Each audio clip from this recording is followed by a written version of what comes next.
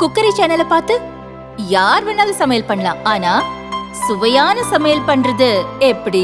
நான் இதயம் நல்லெண்ணெயில சமையல் பண்றேன். ஆஹா ஓஹோன்னு பாராட்டுறாங்க. நீங்களும் இதயம் நல்லெண்ணெயில சமையல் பண்ணுங்க, பாராட்ட வாங்குங்க. தினம் தோறும் வாங்குவே இதயம் இதயம். கழகத்துடைய முதன்மை அணியார் இளைஞர் அணியுடைய வடக்கு மண்டல நிர்வாகிகள் சந்திப்பு நிகழ்ச்சி மூலம் உங்களை எல்லாம் சந்திப்பதில் எனக்கு மிகுந்த பெருமை, மகிழ்ச்சி. 2 ஆண்டுகளுக்கு முன்பு இளைஞர் அணியுடைய 2வது மாநில மாநாட்டை சேலத்துல வெற்றிகரமா நடத்தி காட்டணும்.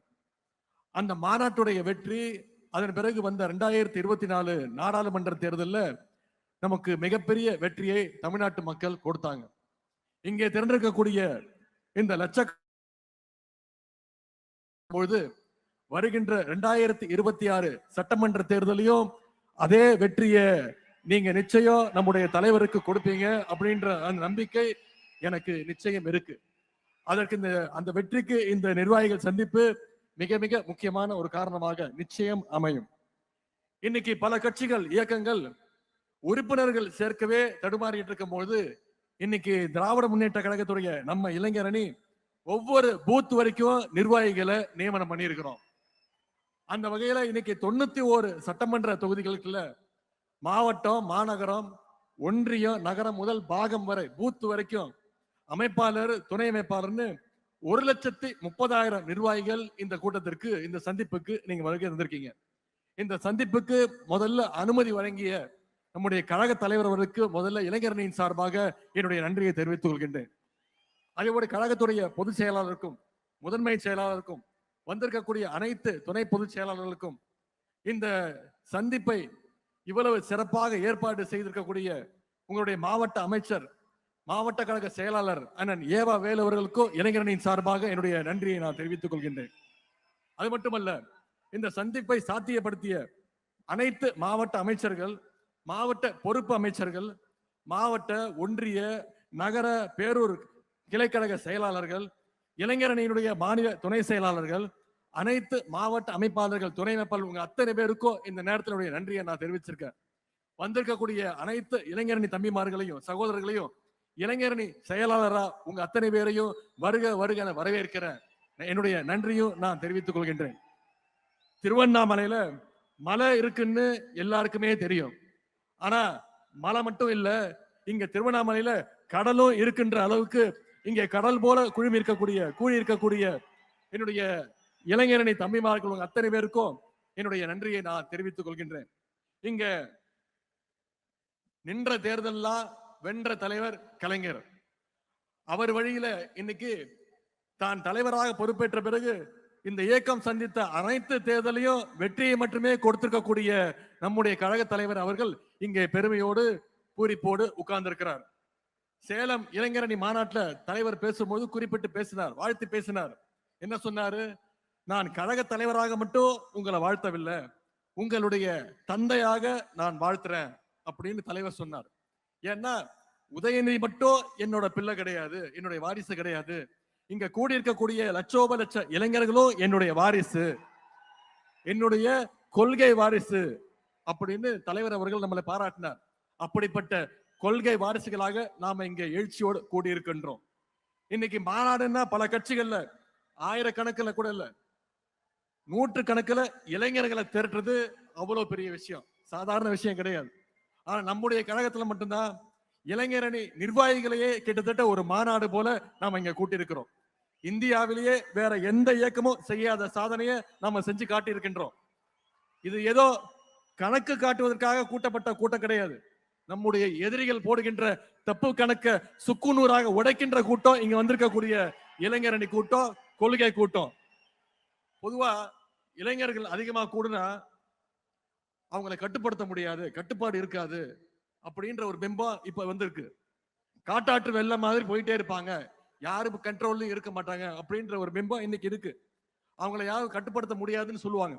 ஆனா நம்முடைய கழக இளைஞரணியினர் அப்படி கிடையாது, மிகுந்த கட்டுப்பாடு மிக்கவர்கள் என்பதற்கு இங்க கூடியிருக்கக்கூடிய இந்த கூட்டம் சாட்சி. கட்டுப்பாடு இல்லாம 1 லட்சம் இல்ல, 1 கோடி இளைஞர்களை திரண்டாலும் அதனால யாருக்கும் எந்த பயனும் கிடையாது. அப்படிப்பட்ட கட்டுப்பாடு இல்லாத கூட்டத்தை வச்சுக்கிட்டு யாராலையும் எதையும் சாதிக்கவும் முடியாது. ஆனா உங்களை மாதிரி கட்டுப்பாடோடு இருக்கக்கூடிய இந்த கூட்டம், கொள்கை கூட்டம், கழகத்திற்கு மட்டுமல்ல, இன்னைக்கு ஒட்டுமொத்த தமிழ்நாட்டுக்குமே மிகப்பெரிய ஒரு பலம்னு என்னால உறுதியாக சொல்ல முடியும். மற்ற இயக்கத்துல எல்லாம் தொண்டர்கள் இருப்பாங்க, நிர்வாகிகள் இருப்பாங்க, தலைவர்கள் இருப்பாங்க, பொறுப்பாளர் இருப்பாங்க. ஆனா திமுகவில் மட்டும்தான் உண்மையான அன்போட உடன்பரப்பேன்னு கூப்பிடுற கூட்டம் நம்முடைய திமுகவில் மட்டும்தான் இருக்கு. இன்னைக்கு நம்முடைய திராவிட முன்னேற்ற கழகம் 75 ஆண்டுகளை கடந்து 76வது ஆண்டுல நாம நடைபோட்டுக்கிட்டு இருக்கோம். இந்த 75 ஆண்டுகள்ல உடன்பிறப்புகள் சிறைகளுக்கு போயிருக்காங்க, சித்திரவதைகளை அனுபவிச்சிருக்கிறாங்க, ஏன் மொழிக்காக தன்னுடைய உயிரையே தியாகம் பண்ணி இருக்கிறாங்க. ஆனா நம்முடைய உடன்பிறப்புகளாக இருக்கட்டும், இளைஞரணி தம்பிகளா இருக்கட்டும், எந்த நேரத்திலையும் களத்திலிருந்து பின்வாங்கியது கிடையாது, ஆதிக்கத்துக்கு அடிபணிஞ்சதுக்கு நிச்சயம் கிடையாது, எந்த நேரத்திலையும் சுயமரியாதையை விட்டு கொடுத்தது கிடையாது. அப்படிப்பட்ட திமுகவை இன்னைக்கு சில பேர் மிரட்டி பார்க்கறாங்க. குறிப்பா குஜராத்ல ஒரு நிகழ்ச்சி, அதுல பேசின ஒன்றிய உள்துறை அமைச்சர் திரு அமித்ஷா அவர்கள் பேசுறார். நமக்கெல்லாம் ஒரு சவால் விட்டுருக்கிறார். அடுத்து எங்களுடைய இலக்கு தமிழ்நாடு, அடுத்து எங்களுடைய டார்கெட் தமிழ்நாடுன்னு ஒன்றிய உள்துறை அமைச்சர் திரு அமித்ஷா அவர்கள் பேசுறார். நான் திரு அமித்ஷா அவர்களுக்கும் அவருடைய அடிமை கூட்டத்திற்கும் சொல்லுகின்றேன், நீங்க எவ்வளவு சீண்டினாலும் எவ்வளவு மிரட்டினாலும் அதை எதிர்கொள்வதற்கு எங்களுடைய கருப்பு சிவப்பு படை, எங்களுடைய இளைஞரணி படை என்றைக்கும் களத்துல தயாராக இருக்கும். பேரறிஞர் அண்ணா அவர்கள் 1949ல நம்முடைய இயக்கத்தை கட்சியை ஆரம்பிக்கும் போது சொல்லிட்டு தான் ஆரம்பிச்சாரு. என்ன சொன்னாரு? டெல்லியினுடைய ஆதிக்கத்தை எதிர்க்கத்தான் நாங்க வரோம்னு சொல்லிட்டு தான் கருப்பு சிவப்பு கொடியை ஏத்தினார் பேரறிஞர் அண்ணா அவர்கள். அன்னைக்கு ஆரம்பிச்சு இன்னைக்கு வரைக்கும் தமிழ்நாட்டை காப்பாற்றுவதற்கான அந்த போர்க்களத்துல திராவிட முன்னேற்ற கழகம் என்னைக்குமே முன்வரிசையில இருந்திருக்கு. இந்த போர்க்களத்துல எதிரிகள் தான் மாறி மாறி வந்திருக்காங்களே தவிர திராவிட முன்னேற்ற கழகம் என்னைக்குமே அதே வலிமையோடு இன்னைக்கு இருந்திருக்கு. ஏன்னா நம்முடைய முதலமைச்சர் அவர்கள் ஏற்கனவே சொன்ன மாதிரி தமிழ்நாடு என்னைக்குமே டெல்லிக்கு அவுட் ஆஃப் கண்ட்ரோல் தான். அப்படிப்பட்ட நம்மளை பார்த்து தயாராக இருங்க, நாங்க தமிழ்நாட்டுக்கு வரோம்னு மிரட்ட பாக்குறாங்க. திராவிட முன்னேற்ற கழகம் ஏதோ ஆட்சி அதிகாரத்துக்கு வரணும், பதவியை தக்க வச்சுக்கணும்னு உருவாக்கப்பட்ட இயக்கம் கிடையாது. இது தமிழ்நாட்டு மக்களை, தமிழினத்தை காப்பாற்றுறதுக்காக துவங்கப்பட்ட இயக்கம். மிசா எனும் நெருப்பாற்றில் நீந்தி வந்த இயக்கம். உலக வரலாற்றிலேயே ஈடு இணை இல்லாத மொழி போரை நடத்தி அதிலையும் வெற்றி பெற்ற இயக்கம் திராவிட முன்னேற்ற கழகம். தமிழ் மொழிக்காக தண்டவாளத்துல தலை வைத்த இயக்கம் திராவிட முன்னேற்ற கழகம். பல துரோகங்களை, பல அடக்குமுறைகளை வீழ்த்திய இயக்கம் திராவிட முன்னேற்ற கழகம். இப்படிப்பட்ட எங்களை பார்த்து குஜராத்ல உட்கார்ந்து மிரட்டி பணிய வைக்கலாம்னு நினைச்சா நிச்சயம் அது உங்க கனவுல கூட நடக்காது. இங்க கூடி இருக்கக்கூடிய இளைஞரணி தம்பிமார்களும் தலைவருடைய உடன்பிறப்புகளும் இருக்கிற வரைக்கும் நிச்சயம் அது நடக்க விட மாட்டாங்க. ஆகவே கடைசி உடன்பிறப்பு இருக்க வரைக்கும் தமிழ்நாட்டை சங்கி கூட்டத்தால தொட்டு கூட பார்க்க முடியாது. நீங்க பீகார்ல வெற்றி பெற்றிருக்கலாம், உத்தரப்பிரதேசம், மத்திய பிரதேசம்னு வடநாட்டுல நீங்க வெற்றி பெற்றிருக்கலாம். ஆனா தமிழ்நாட்டுக்குள்ள ஈஸியா நுழைஞ்சிடலாம்னு நீங்க தப்பு கணக்கு போடுறீங்க. ஏன்னா நிச்சயம் நடக்காது. ஏன்னா தமிழ்நாட்டுக்குன்னு ஒரு தனித்துவம் இருக்கு. தந்தை பெரியார் அப்படிங்கிற கொள்கை நெருப்பு தமிழ்நாட்டை என்னைக்கும் சுற்றி நின்று காப்பாத்திட்டு இருக்கு. பேரறிஞர் அண்ணா, டாக்டர் கலைஞர் அவர்களும் அவங்க இன்றைக்கும் உணர்வாக இருந்து நம்முடைய தமிழ்நாட்டை வழி நடத்திட்டு இருக்கிறாங்க. ஜனநாயகத்தை பாதுகாக்க தன்னுடைய 23 வயசுல மிசா கொடுமைகளை எதிர்கொண்ட கழக தலைவர் அவர்கள் நம்மை வழி நடத்த இன்றைக்கு இங்க இருக்கிறாங்க. பாஜக அப்படின்றது மதம் பிடிச்சு ஓடுற யானை அப்படின்னு நாம நினைச்சிட்டு இருக்கோம். ஆனா அந்த யானையை அடக்கிற அங்குசம் இதோ இங்க இருக்கக்கூடிய நம்முடைய கழக தலைவர் முத்துவேல் கருணாநிதி ஸ்டாலின் அவருடைய கைகள்ல நிச்சயம் இருக்கு. இது மோடிக்கும் தெரியும், அமித்ஷாவுக்கும் தெரியும். அதனாலதான் நேரா வந்தா ஜெயிக்க முடியாதுன்னு இன்னைக்கு பழைய அடிமைகளையும் புதுசா புது அடிமைகளையும் கூட்டிக்கிட்டு துணைக்கு அழைச்சுக்கிட்டு நம்மளோட மோத பாக்குறாங்க. பழைய அடிமைகள் புதிய அடிமைகள் மட்டுமல்ல, இன்னைக்கு சிபிஐ, இடி, இன்கம் டாக்ஸ், ஏன் எலெக்ஷன் கமிஷன், இப்படி எல்லாருக்கூடையும் கூட்டணி வச்சு பாசிச பாஜக கூட்டு சேர்ந்து தமிழ்நாட்டுக்குள்ள நுழைய பாக்குறாங்க. இப்படிப்பட்ட பாஜகவை நம்பித்தான் எதிர்கட்சி தலைவர் திரு எடப்பாடி பழனிசாமி அவர்களும் தேர்தல் களத்துக்கு வந்திருக்கிறார். ஆனா நாம அப்படி இல்லை. முழுக்க முழுக்க கழகத்துடைய தொண்டர்களையும் இளைஞரணி தம்பிமார்களையும் தமிழ்நாட்டு மக்களையும் நம்பி நாம களத்துக்கு வந்திருக்கிறோம். நாம தொடர்ந்து மக்களோட இருக்கோம், மக்களும் தொடர்ந்து நம்மோட இருப்பாங்க, அந்த நம்பிக்கையோட இருக்கும். 4 நாளுக்கு முன்னாடி சென்னையில அதிமுகவுடைய பொதுக்குழு கூடுச்சு. அதுல ஒரு தீர்மானம் போட்டாங்க. 2026ல திரு எடப்பாடி பழனிசாமி அவர்களை முதலமைச்சர் ஆக்குவோன்னு அடிமைகள் தீர்மானம் போட்டிருக்கிறாங்க. பொதுவா கார்ல பேட்டரி டவுன் ஆனா அதை 4 பேர் தள்ளி விட்டு ஸ்டார்ட் பண்ணலாம். ஆனா கார்ல இன்ஜினே இல்லைன்னா எவ்வளவு தள்ளினாலும் அது ஸ்டார்ட் ஆகாது. இன்ஜின் இல்லாத கார் தான் இருக்கக்கூடிய அண்ணா திராவிட முன்னேற்ற கழகம். இப்போ பாஜக அப்படின்ற லாரி அந்த இன்ஜின் இல்லாத காரை எப்படியாவது கட்டி இழுத்துட்டு போக பாக்குது. இன்னைக்கு திரு எடப்பாடி பழனிசாமி அவர்கள் சொல்றார், நீதித்துறையை காப்பாற்றணும், தமிழ்நாட்டை காப்பாற்றணும்னு சொல்றாரு. முதல்ல அவர் காப்பாற்ற வேண்டியது அண்ணா திராவிட முன்னேற்ற கழகத்தை பாஜக கிட்ட இருந்து காப்பாற்றணும். இன்னைக்கு கட்சியிலிருந்து ஒவ்வொருத்தரா வெளியே போயிட்டு இருக்கிறாங்க. ஆனா அவர் என்ன சொல்றாரு, யார் வேணாலும் வாங்க, யார் வேணாலும் போங்க, நான் மட்டும்தான் நிரந்தர பொதுச் செயலாளர். இதுதான் திரு எடப்பாடி பழனிசாமி அவர்களுக்கு தேவை. அவருக்கு தேவை மட்டும் கிடையாது, நமக்கும் தேவை அதுதான் என்பதை நீங்கள் உணர வேண்டும். திரு எடப்பாடி பழனிசாமி அவர்களே, உங்ககிட்ட ஒரே ஒரு விஷயத்த சொல்றேன். அடிமையா இருந்து சுகமா வாழ்றதை விட சுயமரியாதையோடு சுதந்திரமா வாழ்றதுதான் முக்கியம். இதோ இங்க இருக்கக்கூடிய எங்களுடைய லட்சக்கணக்கான திராவிட முன்னேற்ற கழகத்துடைய இளைஞரணி தம்பிமார்கள், கருப்பு சிவப்பு இளைஞர்கள் இங்க பாருங்க, சுதந்திரமா இருக்கும், குறிப்பா சுயமரியாதையோடு இருக்கும். அதனாலதான் இன்னைக்கு நம்மளை நோக்கி தமிழ்நாட்டு இளைஞர்கள் தொடர்ந்து வந்துட்டு இருக்கிறாங்க, தங்களுடைய ஆதரவை கொடுக்கிறாங்க. காப்பாற்றுகின்ற ஆற்றல் திராவிட முன்னேற்ற கழகத்துக்கு மட்டும்தான் உண்டுன்னு இன்னைக்கு தமிழ்நாட்டு மக்கள் நிச்சயம் நம்புறாங்க. மக்களுக்கு அந்த நம்பிக்கையை வித்துட்டவர், அந்த நம்பிக்கையை பெற்றுள்ள தலைவர் நம்முடைய கழக தலைவர் அவர் இங்க வந்திருக்கிறாங்க. கழக தலைவர்கள் மீது மக்களுக்கு இருக்கக்கூடிய அந்த அசைக்க முடியாத நம்பிக்கை தான் பாசிச சக்திகளையும் அடிமை கூட்டத்தையும் அவங்களுடைய கண்களையும் உறுத்திக்கிட்டு இருக்கு. அதனாலதான் அமைதி பூங்காவா இருக்கக்கூடிய தமிழ்நாட்டுல எப்படியாவது நுழைஞ்சு ஏதாவது ஒரு கலவரத்தை செய்யலான்னு முயற்சி செஞ்சுக்கிட்டு இருக்கிறாங்க. அந்த பாசிச கலவர சக்திகளுக்கு தமிழ்நாட்டு மக்கள் சார்பாக இளைஞரின் தன்மைமார்கள் நாம அத்தனை பேர் சொல்லுவோம், we will never allow you, we are ready to face the consequences. நாங்கள் உங்களை நிச்சயம் தமிழ்நாட்டுக்குள்ள அனுமதிக்க மாட்டோம். அதனால் ஏற்படுகின்ற விளைவுகளை நிச்சயம் களத்துல சந்திப்போம். தமிழ்நாட்டில் நடந்து வருகின்ற ஆட்சி சமூக நீதியை, சமத்துவத்தை, மதச்சார்பினையை, பெண்ணுரிமையை காக்கின்ற ஒரு ஆட்சி.